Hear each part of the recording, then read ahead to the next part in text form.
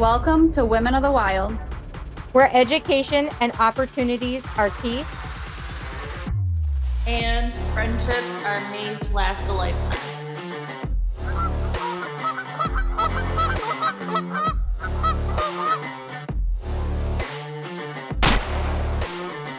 Did you get it? You think we got him? You think we got him? We got him. We said that yesterday. All right, Skylar, what do we got here? We've got a nice looking rip-off. Yeah.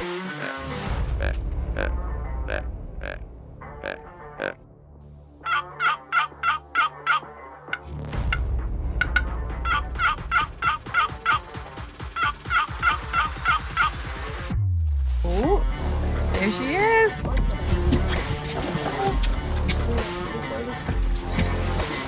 Woo!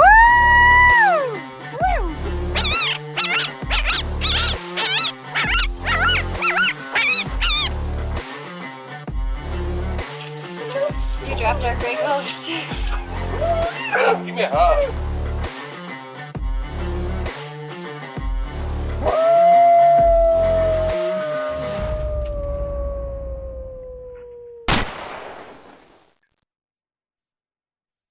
Hello, and welcome to the podcast of Women of the Wild. I am your host, Linda White, and with me I have my co-host, Felicia Marie, and Cassdiy Tolf.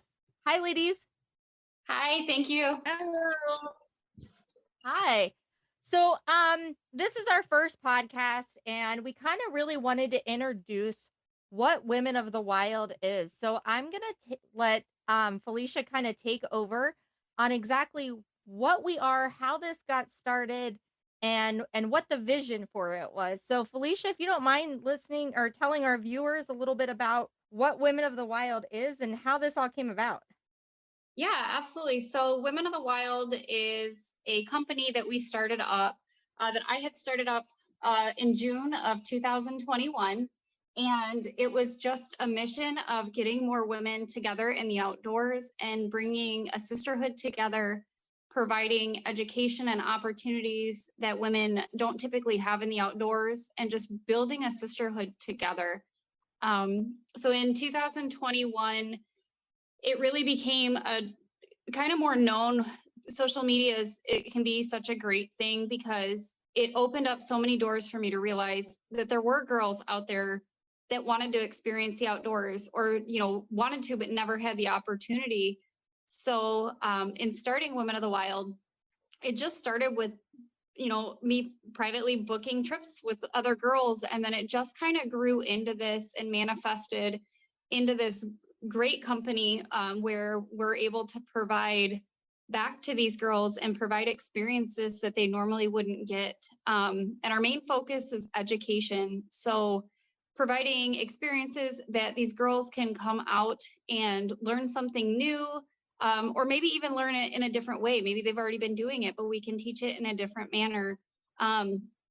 It's kind of a more controlled, comfortable environment, where these women can get together and feel low pressure. They can feel safe, and we can go over anything, anything that their heart desires to know. If we don't have the answer, we'll find somebody to get it for them. So it's one of these great things that I don't see a lot of other people doing. And as we grew, as it got bigger, I found Cassdiy, who has been just a godsend to us. Absolutely fantastic with everything she does with us. She does a lot on the back end, but she also helps control, getting our posts out there and reaching more people.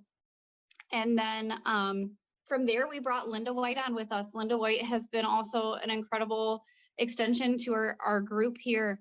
And ladies, I can't thank you enough for everything you do. But for me, the passion and the goal is to provide those education and experiences to women that otherwise wouldn't have them. So Cassdiy, for you, do you feel that that's about spot on with how you feel? I would say yes. I think that one of my favorite parts about Women of the Wild was the fact that I didn't grow up having people that were into hunting. I grew up from a fishing background. my great grandpa, my grandma, my dad, everyone, we all fished.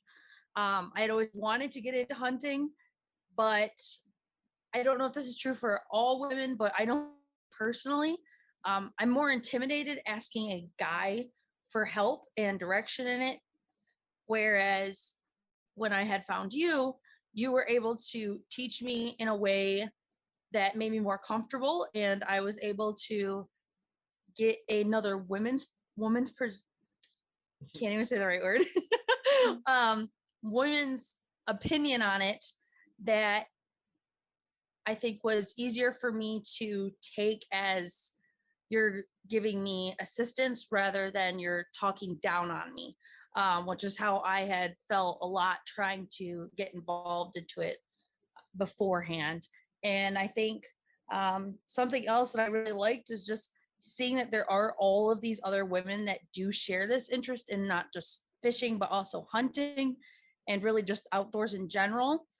Being a part of this has really helped me meet some new women that I definitely wouldn't have met on my own. So for that, I'm really grateful that I have been able to be such a big part of this, and I'm excited to continue to be a part of it. Yeah, I have to say, I think that it's really great, the background that the three of us have. You know, Felicia, you kind of gear more towards the hunting aspect of everything and have been just a great leader when it comes to those hunting trips and hunting events and everything else that we have, going on with there. And then Cassie, with your fishing experience, I think that you kind of really are a great resource and kind of pave the way on the fishing end of things. And then, I do a lot of trapping where, hunting and fishing, yes, I do those things, but they're kind of on the background of, trapping is really my goal. So I think that that's the great dynamic that we have going on, that we have really great resources from each angle. It's not a focus on one thing. And that's actually what was such appealing to me.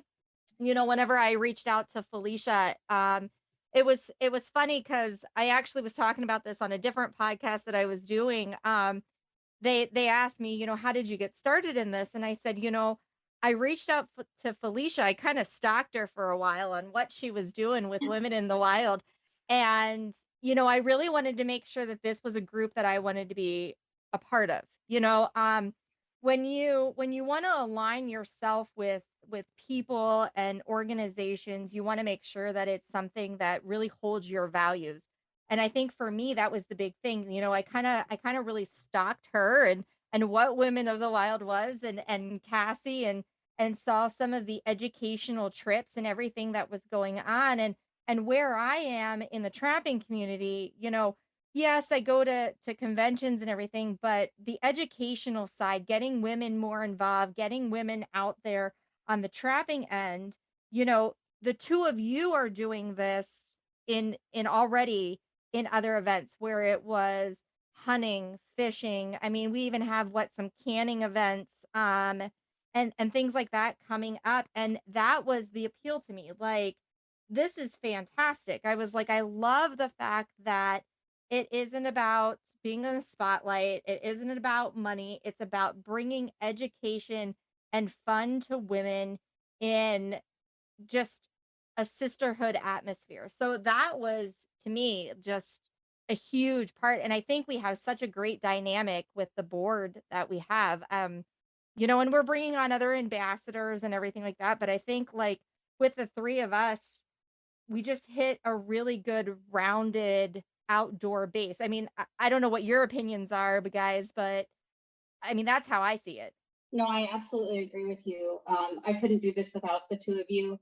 And like you said, we're bringing on new ambassadors, and that's kind of what we're seeking too, is low drama, a lot of drive, having that passion, which you two both definitely share that with me, is the educational aspect and wanting to help people. Like, that's what this is about, is putting yourself aside to give the assistance to someone else that maybe doesn't have that opportunity, or a role model, in their outdoor, I don't want to call it their outdoor activities. And it can be very, very intimidating. Like Cass said, it can be hard for a woman to strive in the outdoor world, and it can be intimidating to do it alone. And I would never encourage somebody to go do something before they research the who, what, when, why, how of something, because that's when injuries can happen. So being able to be that crutch for these girls and really give them, that first step forward to get out there. Kind of like a couple weeks ago, we had an educational goose hunt. These were women that had never ever waterfowl hunted. Some of them had hunted before, but doing an education with them, we were doing videos before we even got in the field of, gun safety. We talked about chokes. We talked about shot size to use in the field, what it was for goose versus duck. So we really gave them an education virtually, because our girls are from all over the United States. So it can be really hard to do something in person. So being able to provide virtual education, that way when they step in the field, they feel like they already know something. With our fishing trips, like when we do those trips, we don't just get the girls on fish. We teach them how to bait the hooks, why we're using, a circle hook, and why we're putting, this on it, or what baits used. We talk about the current, we talk about the weather. So we really just, every event that we do is an educational base, and it's not just showing up to hunt. It's getting an experience and learning how to go do it on your own. So Cassidy and Linda, I have to praise both of you, because I feel that the two of you have almost became like sisters to me, because we just think on the same page. Your hearts are always in the right place and find in our society nowadays. So for me, you hit it spot on. A dynamic between the three of us has been incredible, and I can't wait to see what it does for the time to come. Yeah, I fully agree. I agree as well. I know that just as we keep moving forward, that these different events, I think the education background has been the most helpful to me, because when you go to these things, yes, when you go with a guide or when you go with a group, you're always going to learn something. However, I think that I have learned a lot more from Felicia explaining why we do this, why we do that, why we should use this part of the animal, but you don't really use this part, or how you can use the parts that most people wouldn't think you could use. And I like that she gives me a reasoning for why we do the things that we are doing, for why you hunt this animal or why you don't hunt these animals, and just getting a better understanding on not just getting to harvest your own meat and getting to like that adrenaline from catching that giant sturgeon like I did a couple weeks ago for one of our Women of the Wild events. But it was the understanding of how all of these animals play a part and how they're working and why we do the way that we go about catching them or hunting them or trapping them. And I agree on the fact that, yes, you can go out with someone and they're always going to show you like, hey, here's where all the fish are. Go ahead and catch them. They supply you with all these tools. Okay, but now when I'm doing it on my own, well, why did you use this tool? Or why didn't you use this bait? And getting that education while we're there on the trip, not just the, okay, use this and you ask why, and they're just like, just use it because I said so. The explaining, okay, we use this color because when it's darker out, it reflects the light better and it catches the fish's eyes.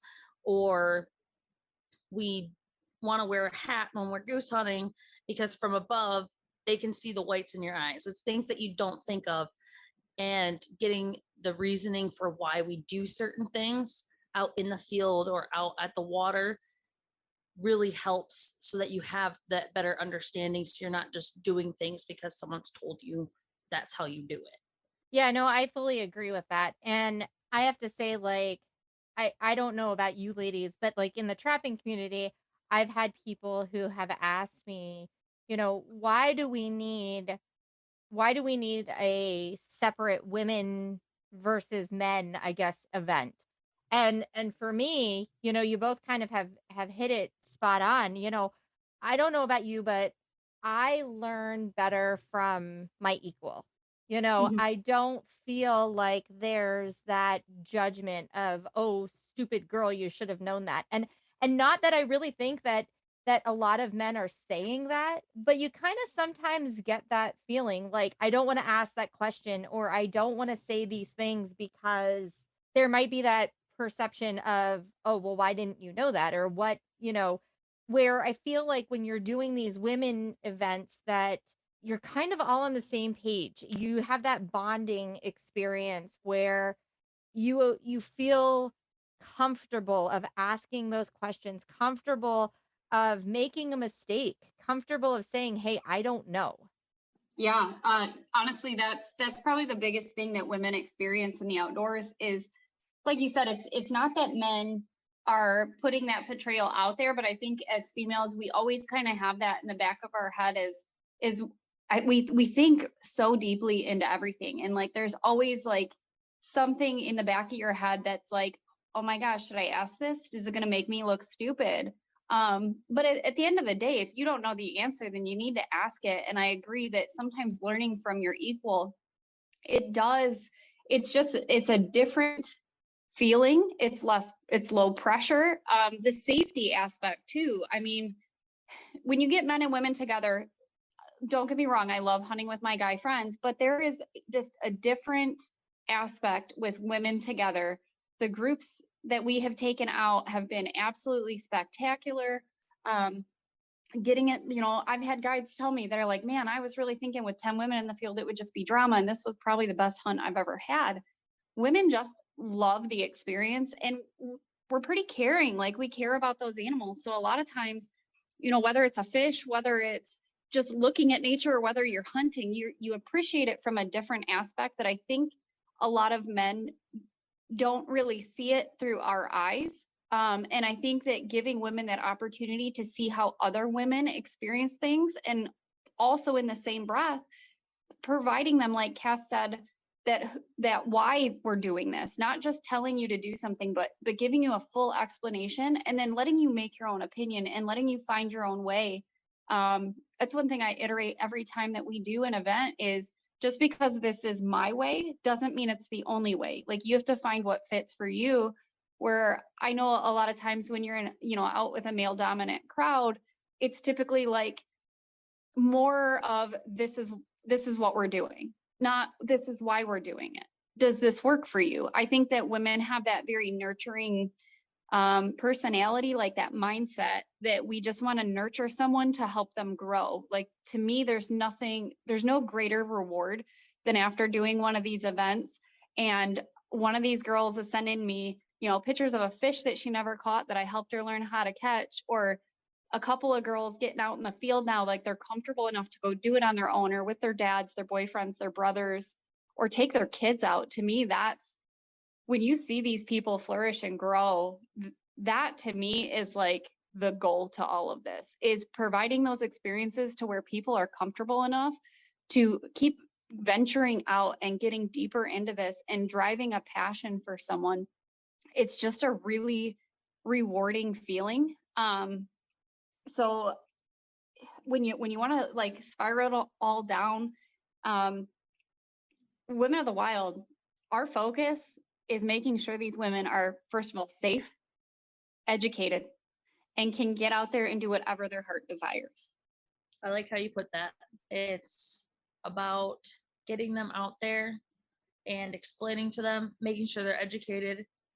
That way they can do all these, I wouldn't really say events, but all of these things, whether it's hunting, fishing, just going out and shooting, anything, trapping, being educated on it, so that you're not only being safe, but you're also doing it the legal and ethical way.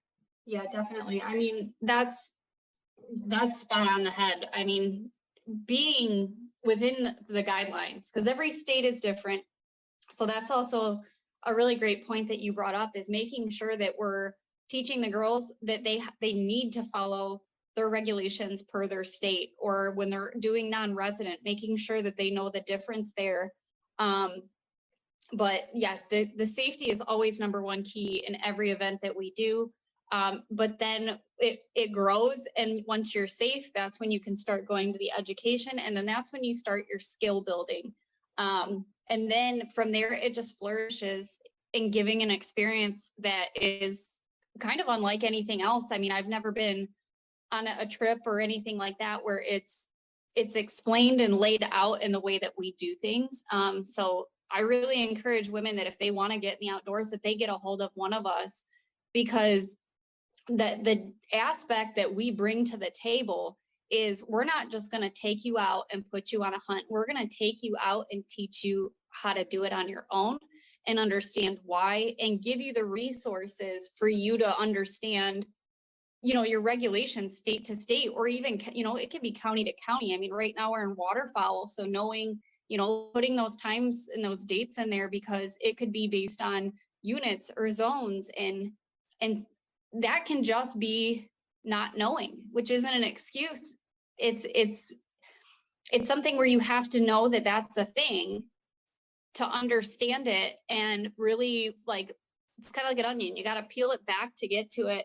And it's really important to make sure that you are explaining it in a very laid out manner, because sometimes I just said this the other day, that I don't want to call it ignorance, because it's not being ignorant. It's just sometimes people just really don't know. So you need to put out that full explanation, because it's something so simple that somebody in the outdoors for so long, it's second nature to them. But somebody who's never done it might not realize that they're 20 minutes past a zone line, and that could be a different season for them, which could get them in trouble. So that's definitely something we like to talk about. Yeah, I fully agree with all of that. And I think that it's important to highlight that we're very big on going from beginner skill to even those who have advanced. You know, something that something that I have taken even from like the trapping community and the hunting community really is that you can learn something from anyone. And that's the big thing on this. You know, being able to learn something from anyone, being able to go out there and maybe make some connections with other women who are in your area, other women who are sitting next to you on these events, and you know, find a hunting buddy, find a trapping buddy, find a fishing buddy. You know, it's not just us. It's building that community and being able to connect and network with other women as well.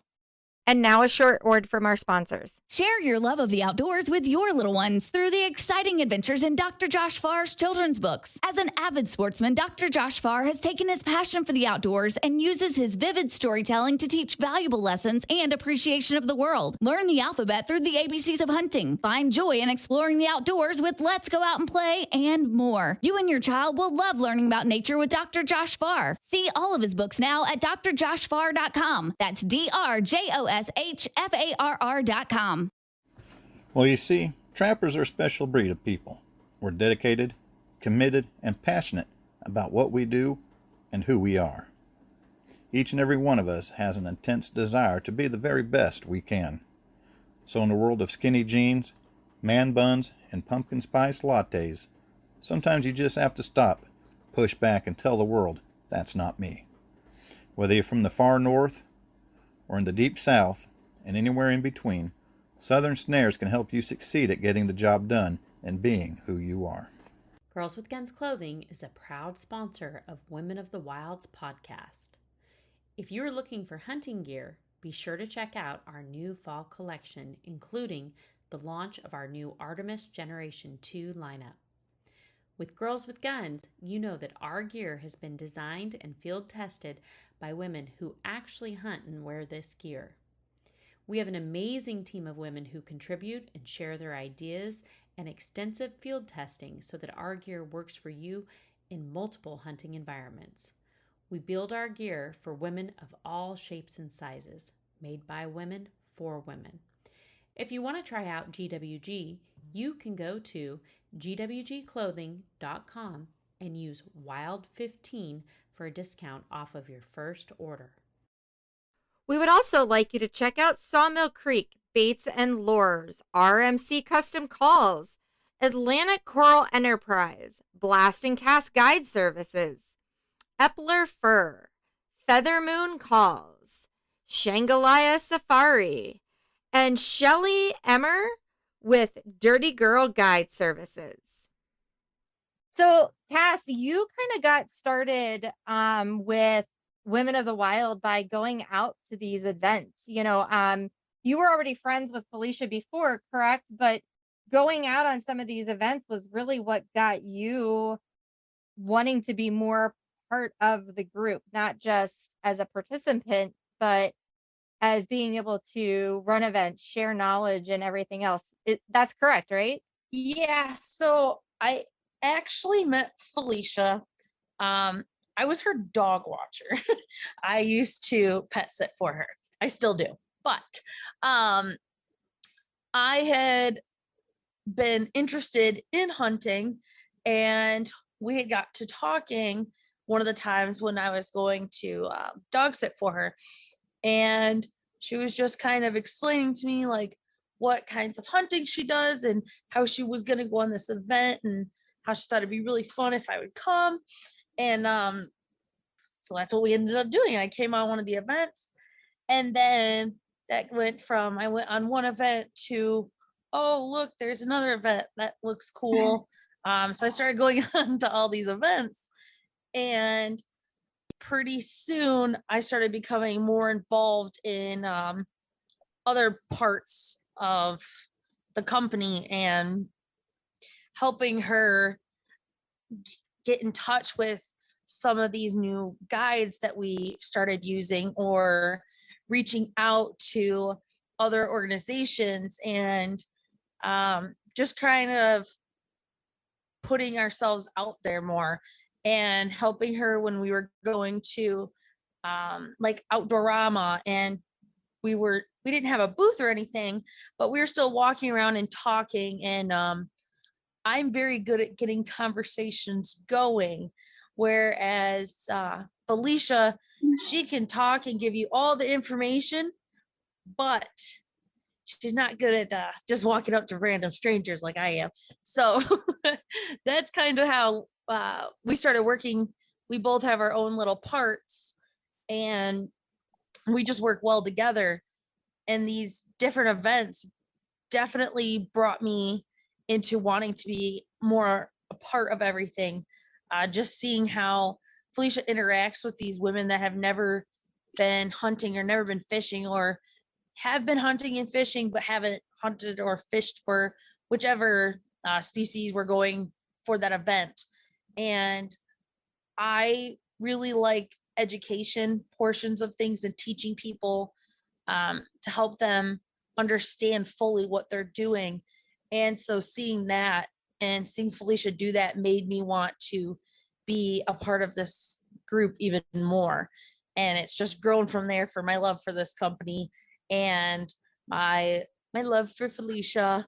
And it's just been all around great. I enjoy every moment of it. I think what you said there is actually really important about how it's not just one person, from the guides that we network with, from the different parts that we each have in the company, it takes a lot to get these things going. And, we have some upcoming events that are going to be taking place. And we'd also like to be able to hear from anybody who's listening of maybe something we don't have going on that you'd love to be a part of.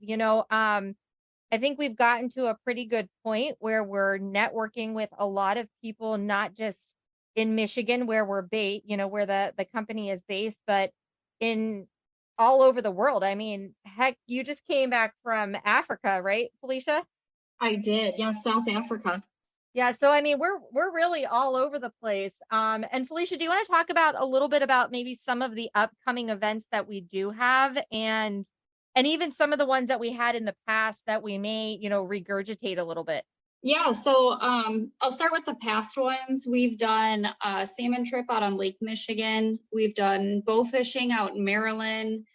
We also, another really important thing that we do here with Women of the Wild is we supported, she goes by Kate Hunt, but she's the duck huntress. We supported by taking a female veteran out on a turkey hunt in Maryland and she was a veteran, one of the first females in infantry in the Army, and was active duty police officer, but we were able to assist and pay for all of her licensing through our funding to put her out on a bird. So giving back to our female veterans is also something that we're very proud to be able to do and sponsor those women in the field. After that event, we did some bow fishing. We took a group of women out bow fishing in Wisconsin. We've done several sturgeon events, several walleye events, educational goose hunt. We have a duck hunt coming up in October. We have a November Nebraska hunt coming up for goose and duck. We have sandhill cranes coming up in January. We have an awesome trapping event that's actually going to be hosted by Linda White and Dale Hendershot, who teaches our Michigan DNR. So these are very educated people that are instructing our courses. We have a canning class in January that's being instructed by a food preservation specialist through MSU. And we're teaming up with Muzzy Pheasant Farm for those. We have pheasant hunts coming up. Some of the events that we're going to be dropping this year, we have some really great things coming up. We're talking iguanas in Florida, more bow fishing, a ton of more bow fishing in different locations. So that way we can reach girls in other states. We're looking at doing small game intros to whitetail hunting. We're talking shed hunts, foraging classes. So there's really no end to what we're willing to do. We're discussing doing some like camping, backpacking trips, women's weekends. Also, though, a big thing that we're trying to do is getting more kids in the outdoors. So we're going to have more events for those, but they're definitely in our educational courses, like our trapping class and our canning class. Kids are welcome to come. We just have a minimum age restriction of 8 and older. And then we just require for there to be at least one female adult in attendance per child. But we offer discounted rates for kids to get in the outdoors, or sometimes we cover that child to be in the outdoors. We don't ever want to deny that. We also have some really exciting news that Women of the Wild will be going to South Africa in August of 2023. So in that partnership of me going to Africa, it's really opened a lot of doors that we're going to be able to provide that experience to new women too. Yeah, I think that's awesome. And also we've even talked about doing some virtual events too. I know that there's a lot of women out there who have questions and really would like to get some of the education that these different events provide. But unfortunately, maybe funding is kind of tight right now. And even though a lot of these events are at discounted prices, it's kind of hard to get out there and really be at some of them. So we're even talking about doing some kind of a virtual event, trapping. We've talked about doing an archery event that would be virtual and things like that. So, the opportunities I think that this organization is moving towards is endless, and I really want to emphasize, reach out to one of us or all of us. If you're listening to something and you're like, hey, I really like this, but maybe I would need a virtual event to do that. I'm sure there's a lot of places that we've really got covered and a lot of things that we're kind of missing, and love to hear from anybody out there who's listening and say, hey, I'd love to see this in the future. I even know a person who maybe can, get connected with and network with, that, you could do this event here that would be closer to me or whatnot. I think that that's just kind of important to throw out there as well. Yeah, Linda, you really hit that one on the head. Another thing that we like to pride ourselves here in Women of the Wild is that if we aren't the person to take you out, we will help you. We are here to build a sisterhood. We are not discriminating against other female companies. Us as a women's company, we want to support other women's companies and organizations. And at the end of the day, demographically, there's not one company or organization that can reach every female that wants to get out there, or every youth that wants to get out there. So it's really important, and that's really what embodies us as Women of the Wild. Is we love to help others connect with someone else in their area. So if we're not it, we can be that hub to help you find the right person, and we have no shame in doing that. It's not a competition. Jennifer Doms actually said this to me one time, and it has stuck with me since the day I met her, is I'm not here to compete with you. Like, this is about us being in this together. I'm in your corner. I am here for you, and I'm going to root for you. And I will tell you, since I heard that, it's really made me, my staple statement is, I'm not here to stifle anyone else's flame. We're here to glow brighter together. And I really think that we truly encompass that as Women of the Wild, is that if we're not it, we will help you find who is.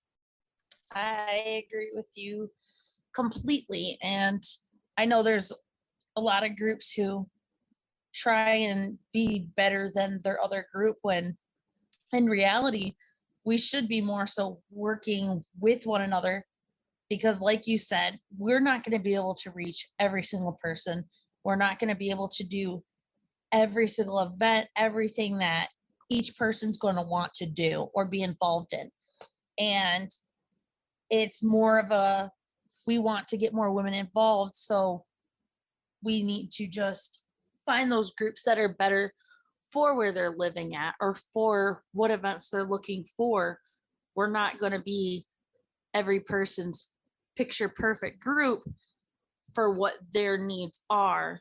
And instead, I do agree with you, being able to connect them with some of our other connections so that they can get the best education that they need and get them the most involved in their area.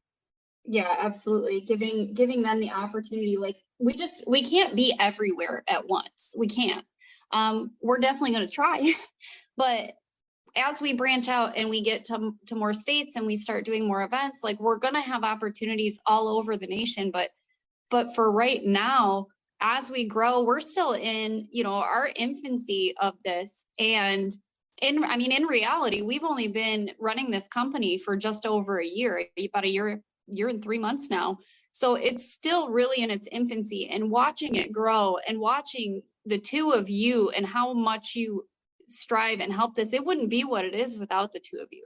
So a lot of people, like, for a long time, associated Women of the Wild with just me, and I never wanted that. I wanted this to be a sisterhood. And now that it is, watching it flourish and watching it grow, and how much the two of you contribute into this has been really what's making this stand out, because we're able to reach a bigger demographic. We're able to reach more girls, like inviting girls to our private page that is a women's only group, where you can ask questions and not feel judged or feel like somebody's going to think you're stupid, or, no harassment, no drama. Like, we don't tolerate any of that. And quite honestly, we have an amazing group of girls in there, and we don't really have to deal with that.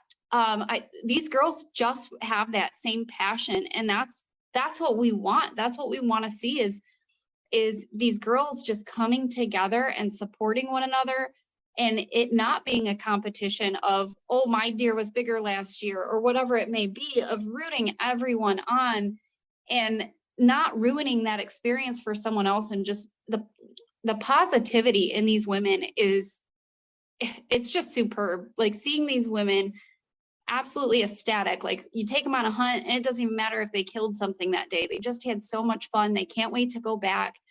That, to me, is the importance, is building that sisterhood, that camaraderie that we build within what we're doing is awesome. But if we can push someone to another group, like if you have somebody, our main hub here is kind of in Michigan. I know, Linda, you're in New York. But if somebody from, we'll say, Kansas reaches out and they're like, hey, I want to do this event, but I saw it's in Michigan, we might be able to say, our goal is to be able to say, oh, well, we don't have one in your area yet, but this group does, and give them that contact, because that's what it's really about. Is if somebody wants to do something, that you do your best part to feed their passion and get them where they want to go with a safe, reliable company organization within themselves. Yeah, I think that's really important. Showing that sisterhood, that dynamic that we have. And I wanted to point out, so right now, and I'm not sure who all would be listening, if it's just women, men too, but right now, women are the biggest growing demographic in the outdoor community. And I think that has a lot to do with the fact that the family dynamic is not the same whenever I grew up. The majority of households right now are divorced parents, remarried or whatnot. And you had brought up before about how important it is not only to get these women involved, but we invite kids along as well. And I think that that's really important.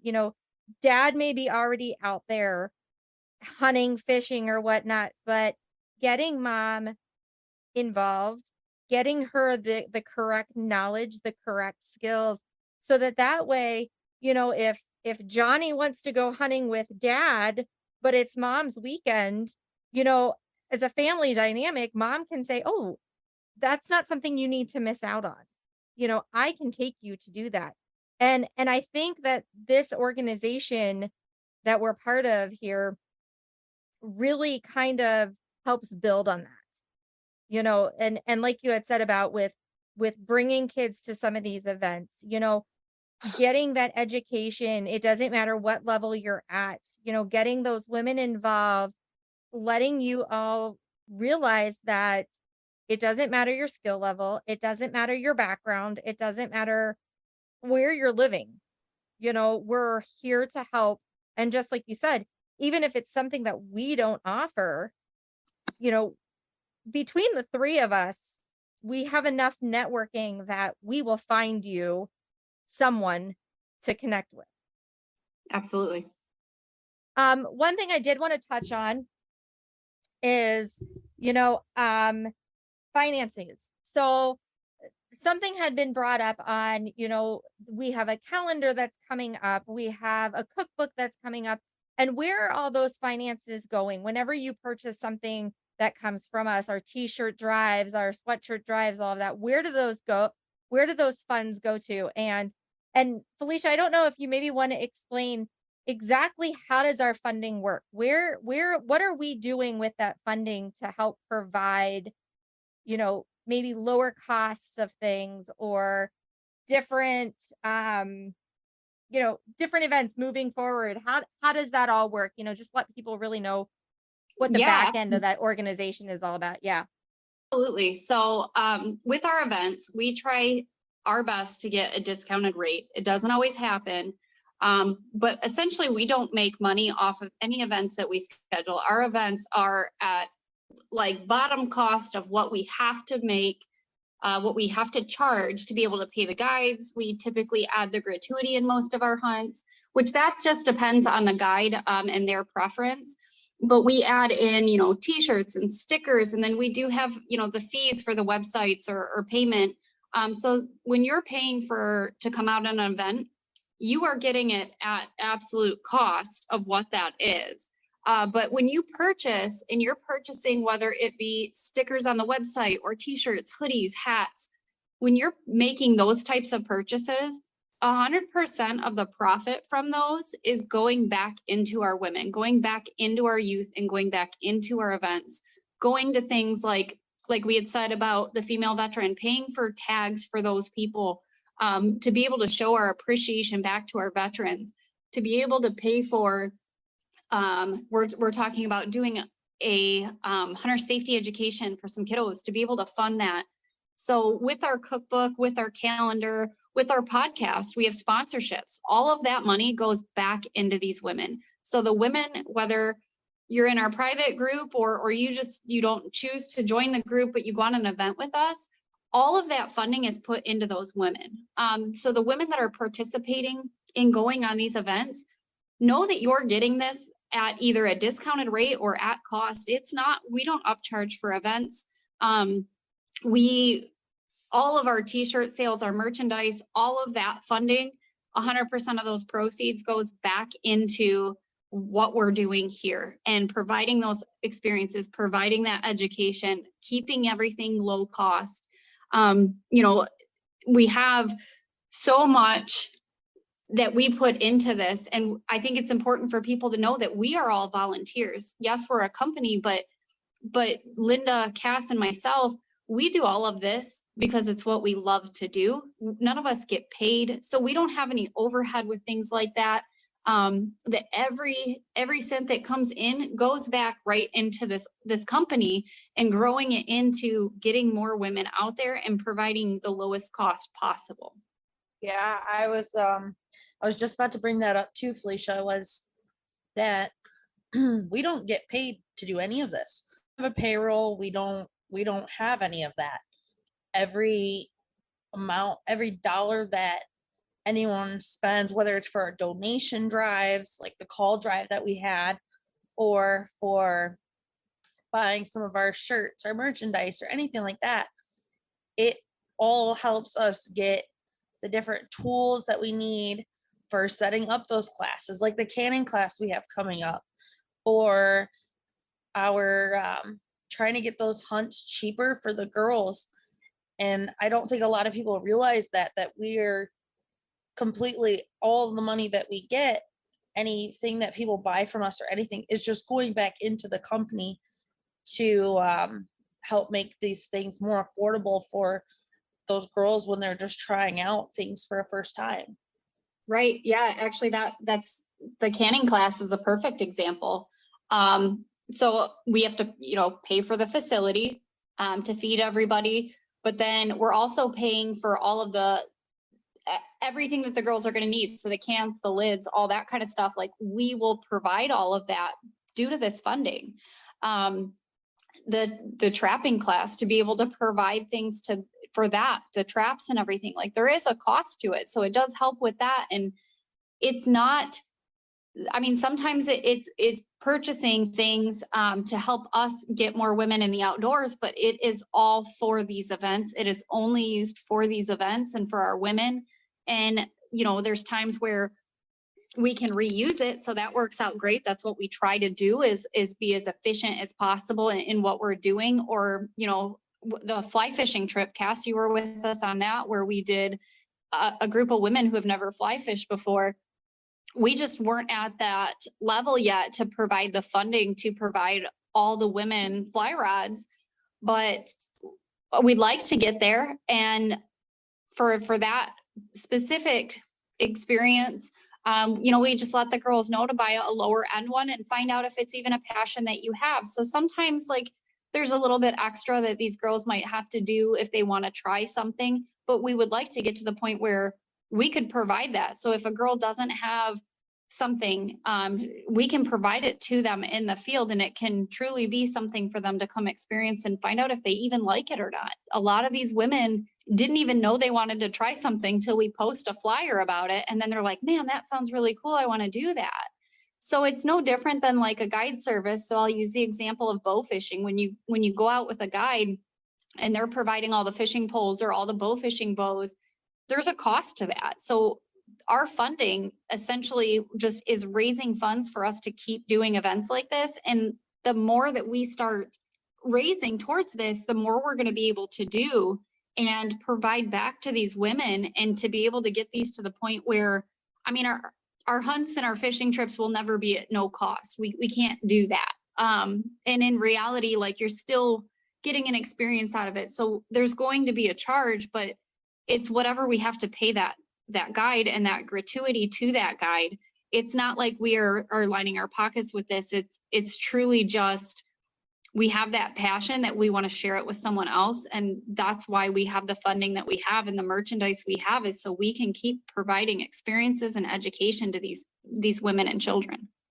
Yeah. And I wanted to bring up, we had both mentioned about the cookbook and the calendar and everything, but I wanted to bring this up. So we are right now And when this airs, we'll probably have closed out. But right now we are voting on women who have submitted pictures in for a calendar that our plan is to have out in end of October, beginning of November for sales.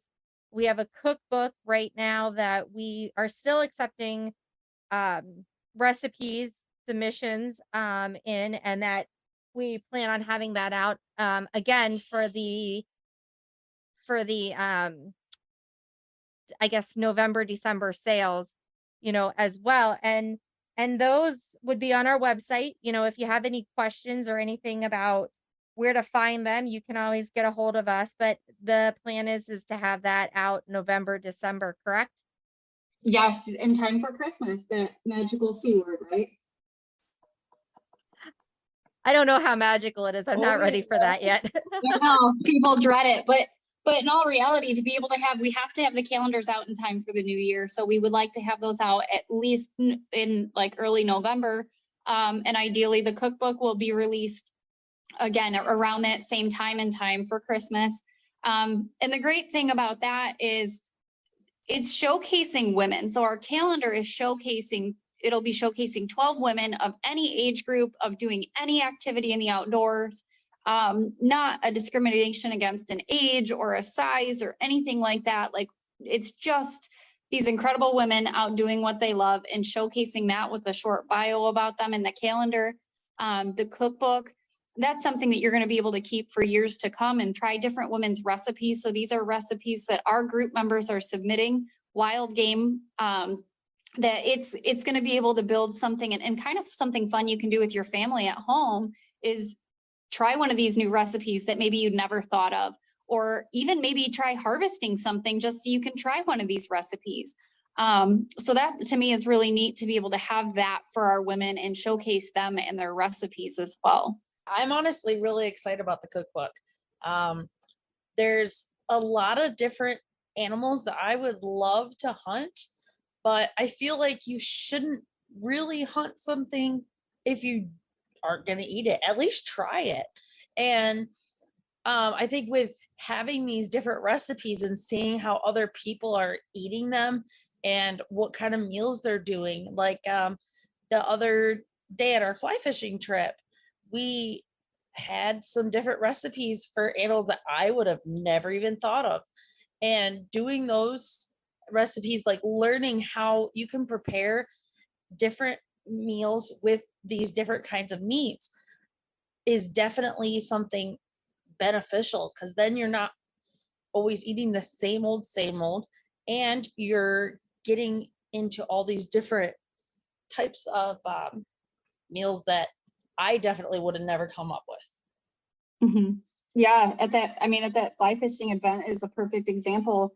The girls had never had goose, so I made a goose stew for them, and most of them couldn't tell the difference between goose and a pot roast. So when people have that thought in their head that, oh, it's just a goose, it's going to be gamey, like having someone, like for me personally, I don't buy meat at the grocery store, so I only cook wild game. So making, venison enchiladas, we made goose stew. I did stuffed peppers with venison backstraps and duck, because these girls hadn't tried it before. But to be able to provide them a tasty meal that when they're out hunting something, they do have that mindset is, I don't really want to harvest something that I'm not going to eat, but I don't know how to prepare it. This is that perfect example of what we can do to provide that back to these girls is, well, now you can prepare it on your own. This is something you can do and you taste amazing. And it's not gamey. Like there's little cues and tips in there that we can talk about, but keeping an animal from being gamey, that's always the number one thing that I hear from people is, oh, it's too gamey. And I always encourage people, like, just because you've tried it once doesn't mean that it was prepared properly, or maybe it wasn't stored properly, or maybe, if an animal is stressed when it's harvested before it expires, that contributes to the gaminess of an animal meat. So I always encourage people, like, if you've tried something, try it from someone where that meat was harvested and that knows how to cook it.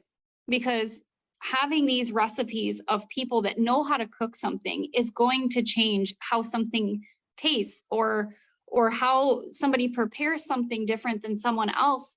I have that rule that I always have to try something twice, because what if I didn't like the first way it was prepared, but I liked it the second time?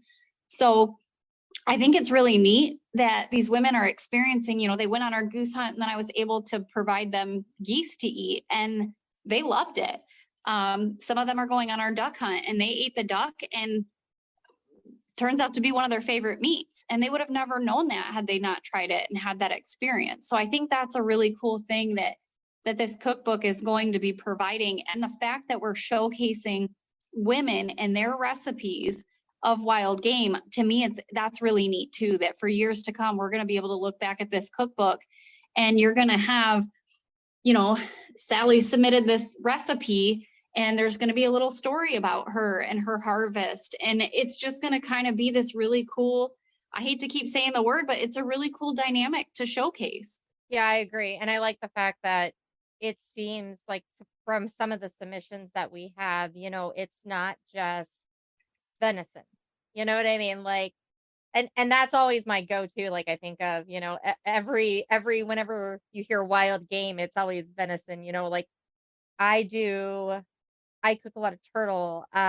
We've got the geese, we've got the duck, we have everything. So this cookbook really, in my opinion, covers everything that you could possibly want. And I'd love for people to reach out to us if you hear this, and maybe we've kind of cut off the submissions, and you're hearing this and you say, "Oh, hey, I have a really great recipe for alligator or zebra or whatever," please reach out to us. Maybe we haven't got through the whole process yet. Cass has been working really hard on this, but maybe she hasn't got through the whole process yet. We could still add some of those submissions in.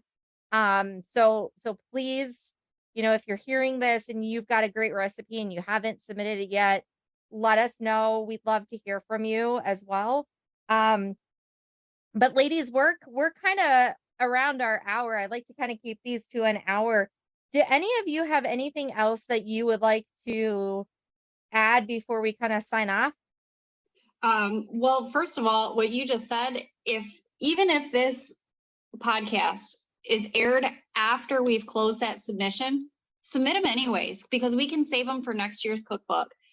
Or just share them with the girls on our page, like give them the opportunity to try something new. But at the end of the day, my final words to this is I'm just absolutely grateful and blessed to have both of you and all of these women that are going on these events with us, that are supporting us. Men too. There's men out there who are really, really supporting us. And we have some incredible sponsors this year. And I'm just looking forward very much to see where this goes and grows, and how many more women we can help. Yeah, for what Felicia said is, even if we do have that cookbook closed, doesn't mean you still can't share it with our page.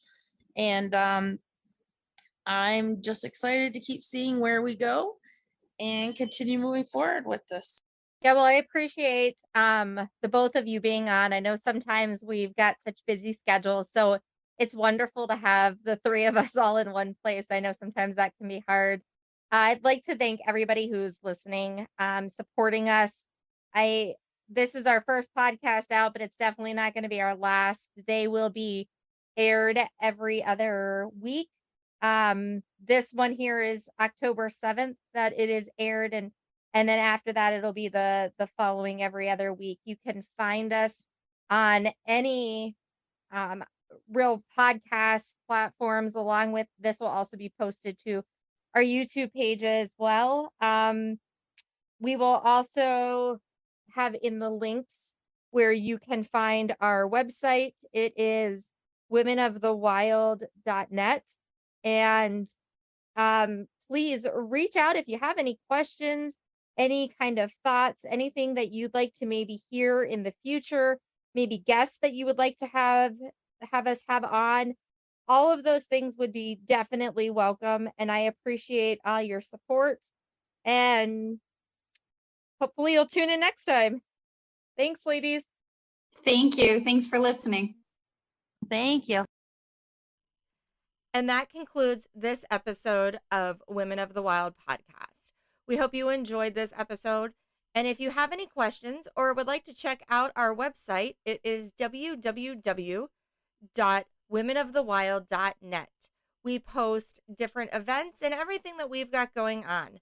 We would really like to also thank our sponsors, ACC Crappie Sticks, Girls with Guns, Southern Snare, Sawmill Creek Baits and Lures, RMC Custom Calls, Atlantic Coral Enterprise, Blast and Cast Guide Service, Epler Fur, Feather Moon Calls, Shangolaya Safari, Dr. Josh Farr Children's Books, and Shelly Emmer with Dirty Girl Guide Service. Thank you all and hope that you tune in 2 weeks for our next episode.